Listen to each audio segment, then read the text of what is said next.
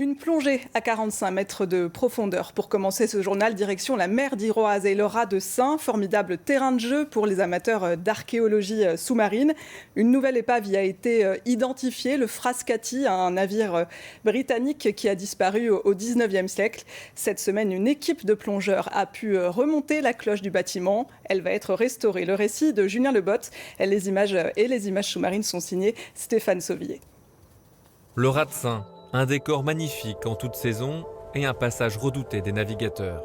Les roches sont nombreuses qui, de tout temps, ont causé des naufrages. Au cœur des ruelles du bourg de l'île de Sein, des plongeurs archéologues préparent leur opération. On va faire le brief de la plongée de cet après-midi. Je vais commencer par vous faire un petit dessin pour que tout le monde trouve, parce qu'on va descendre à 7 personnes. Il y a là des amateurs éclairés et des professionnels du drasme. C'est ce service du ministère de la Culture qui a autorisé la remontée de la cloche d'un navire britannique qui a fait naufrage à la fin du 19e siècle. Direction, la mer d'Iroise, entre l'îlot de Thévenec et la pointe du Raz. C'est ici, par 45 mètres de fond, que les plongeurs ont découvert l'an dernier l'épave du Frascati. Et que William a repéré la cloche à demi enfoncée dans le sable. Trouver une cloche, c'est vraiment un moment fort, quoi. Donc, et ça nous a permis de savoir que l'épave était vierge, parce qu'en général, ces objets-là disparaissent très rapidement, quoi. Ça fait plus de 100 ans qu'il est au fond de l'eau, c'est toute une histoire, quoi. Quand on est les premiers à arriver dessus, on pense aux gens qui ont fait naufrage. Personne n'a vu ce bateau-là, ou on est les premiers à passer là depuis une centaine d'années, donc ça fait quelque chose aussi, quoi.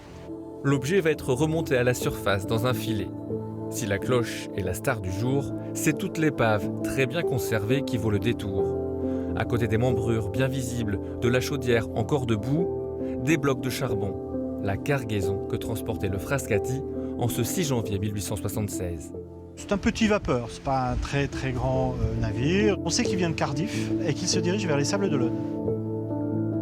Est-ce que c'est logique de passer effectivement par le raz de Sein ? D'une certaine manière, oui, parce que c'est la route, je dirais, la plus directe, bien entendu.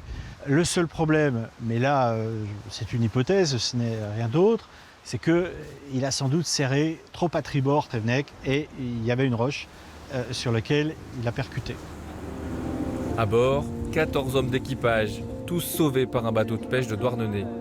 146 ans plus tard, la cloche du navire va se refaire une beauté dans un laboratoire nantais, avant de trouver place au musée de l'île de Sein.